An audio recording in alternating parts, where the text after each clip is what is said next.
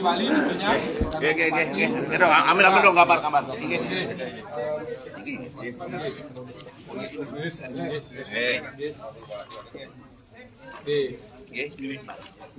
Ada pertanyaan?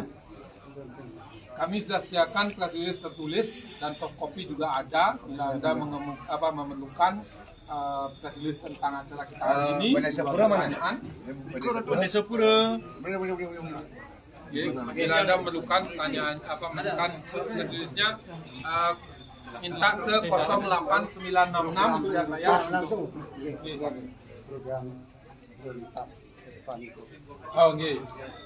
Oh iya, yang saya sampaikan tadi itu ya.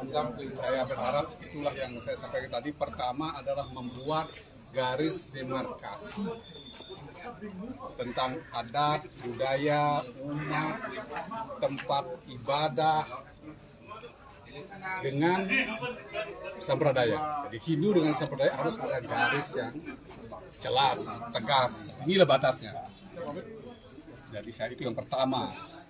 Kemudian yang kedua adalah pembinaan umat. Umat kita harus dibina untuk meningkatkan keyakinan umat terhadap ajaran dari tatwa, susila, dan acara, juga tentang adat, budaya, dan seni. Itu yang kedua. Kemudian yang ketiga adalah mengajak umat kita yang sudah terpapar dengan sampradaya, kalau mereka masih mau kembali kepada ajaran Hindu peninggalan leluhur. Ya, itu yang ketiga. Kemudian yang keempat, kita pupuk persaudaraan. Karena selama ini mungkin kita banyak yang berbeda, pupuk persaudaraan dengan mengutamakan persamaan dan kebersamaan. Karena kita ketahui intinya kita adalah bersaudara. Kemudian yang terakhir, yang kelima, saya mengajak dalam pergerakan, dalam perjuangan ini, yang diperjuang adalah kebenaran, sehingga saya harapkan tidak melanggar peraturan hukum yang berlaku, kemudian dilaksanakan dengan cara damai. Itu 5 hal yang saya tekankan dalam kegiatan pengukuhan kepengurusan PHDI Bali dan Provinsi Bali dan Kabupaten Kota Sumbawa Barat. Ada mungkin target awal dalam kepengurusan ini? Target awal tentunya kita meningkatkan pelayan kepada umat supaya jelas bahwa kita bergerak itu ada hasilnya, ada dilihat nyata oleh umat. Pelayanan umat tidak boleh berhenti, justru kita tingkatkan di situ. Itu yang paling utama. Kemudian menyertai dengan 5 hal yang saya sampaikan.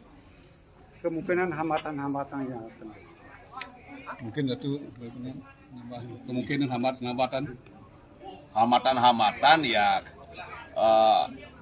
pembangunan semua agama itu di Indonesia ini memang ada hambatan-hambatannya, baik Islam, Kristen, Katolik, Buddha, Konghucu ada hambatannya, di Hindu pun ada hambatannya. Artinya di situ bahwa pemahaman tentang agama ini ya memang itu merupakan penghambat.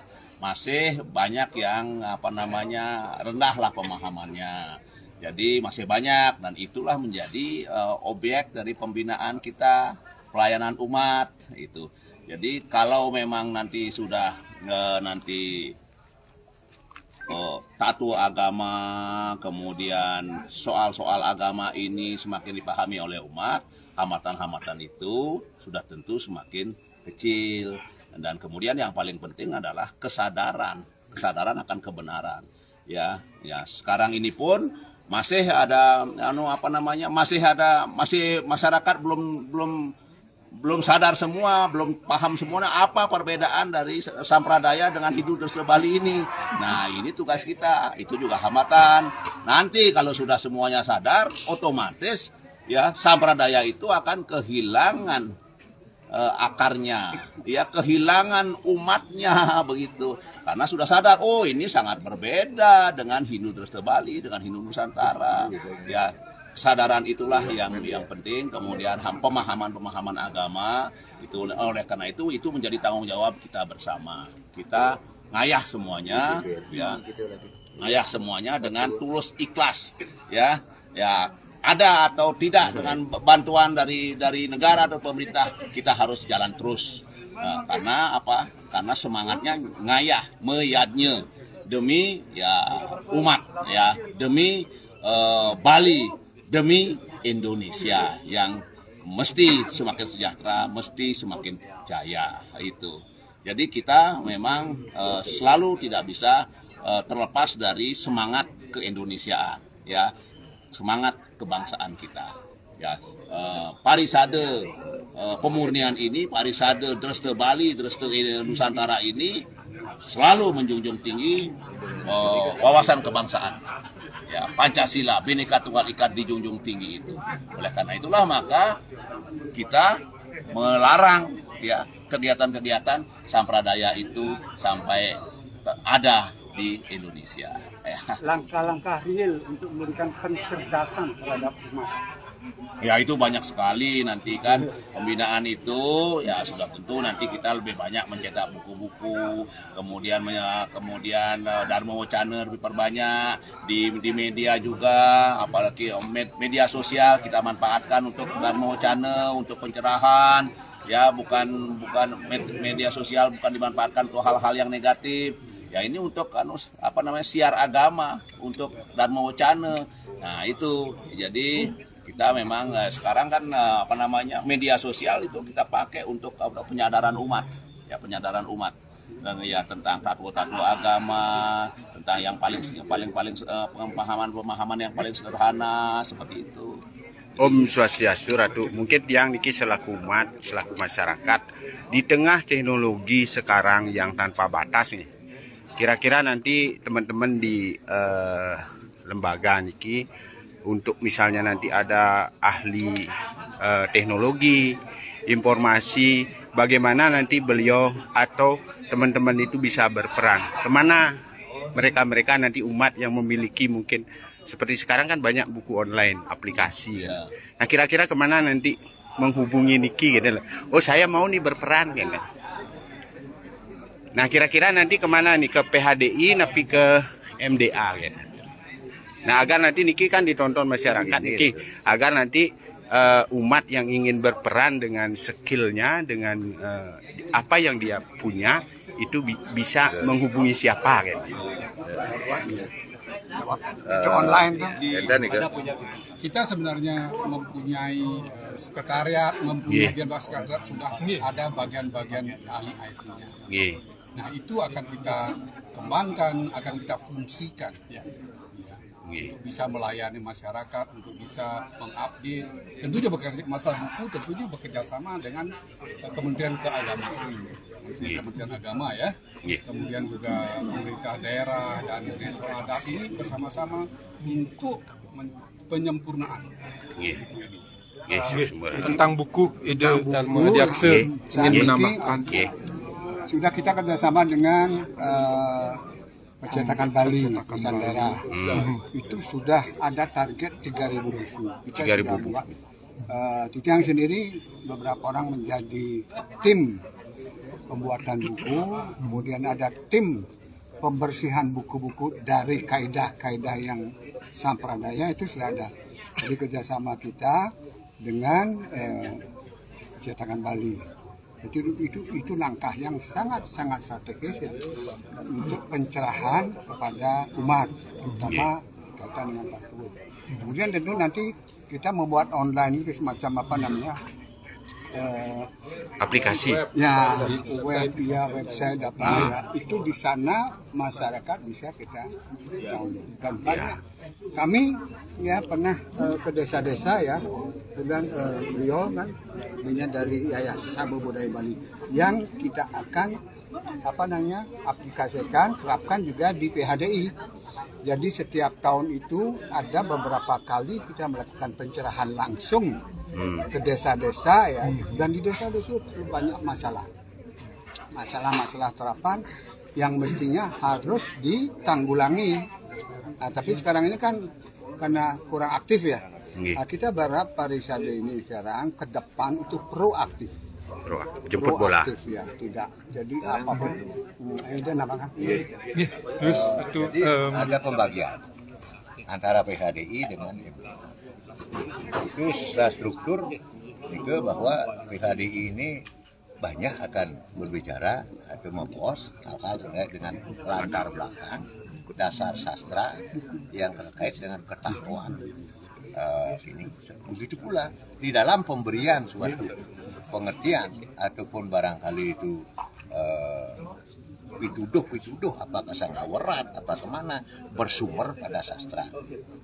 Nah, kemudian hal-hal yang terkait pelaksanaan lapangan yang kemudian dengan desa adat dengan sebagainya itu hak daripada MDA. Ya, kewajiban MDA.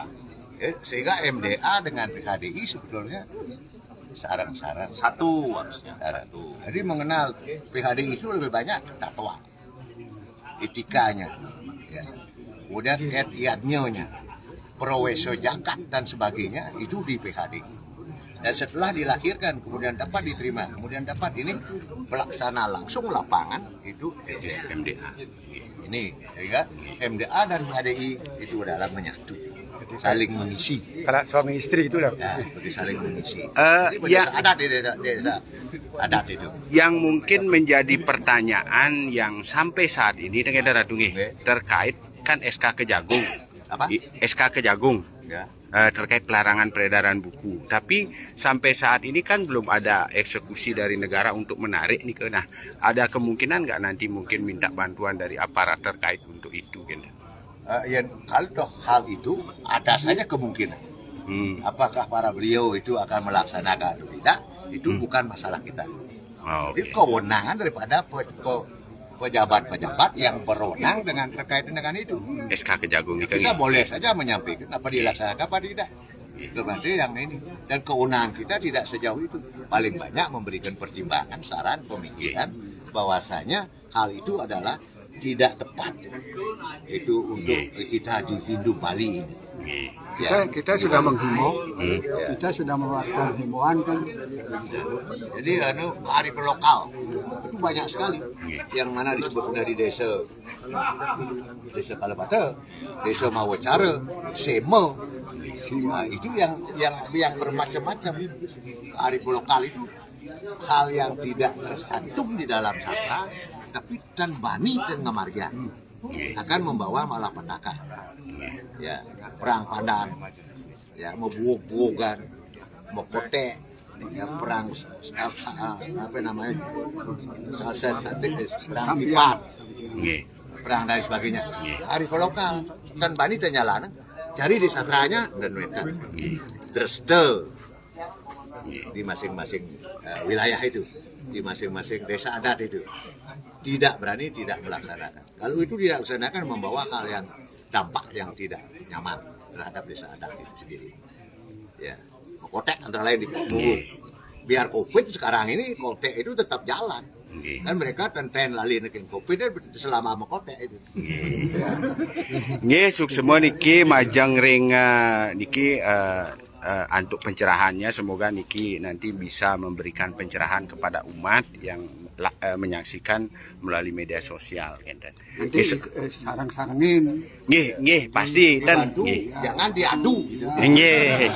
Nika sampun janten nika las carya bakti ring leluhur nggih. Damai. Nggih. Nambah kepada awak media adalah sebuah harapan bagaimana awak media juga ikut membantu mengontrol buku-buku adik-adik kita di SD. Itu kemarin ketemu lagi semua yang namanya lainan Bali tidak ada pertanyaannya dalam soal tersebut. Ini di Bali. Itu loh masalahnya. Jadi awak media kita harapkan juga mampu untuk mendeteksi hal tersebut. Dari mana aja ini? Nusa. Nggih, Bali TV. Niki semua niki tidak bisa dibendung, nanti menyebar niki. Ya, jadi mohon itu ya. Jadi tetangga dilihat juga terus kita angkat. Nggih, terus. Nggih. Semua kepadanya. Nggih, tidak ada sensor niki. Semoga dikiring Ajong Pura juga, semoga ini anu nggih. Kita tutup, Munas berfoto dulu bersama. Oh nggih. Tiang tutup dulu nggih semeton niko tadi berbagai arahan dari para ini kita pemimpin umat kita untuk bisa kita bagaimana kita menguatkan diri untuk kita bisa mewariskan peradaban.